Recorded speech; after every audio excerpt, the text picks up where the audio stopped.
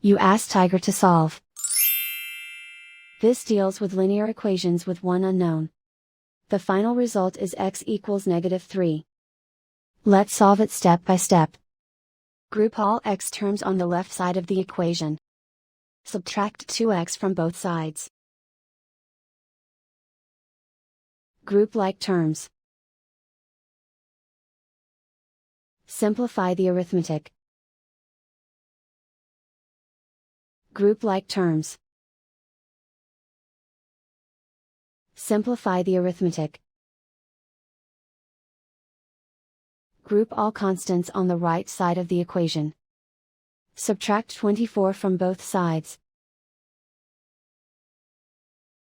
Simplify the arithmetic.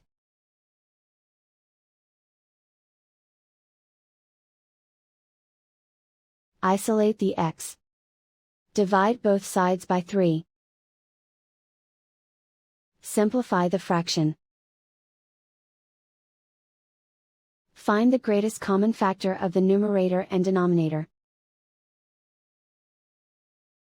Factor out and cancel the greatest common factor. And so the final result is x equals -3.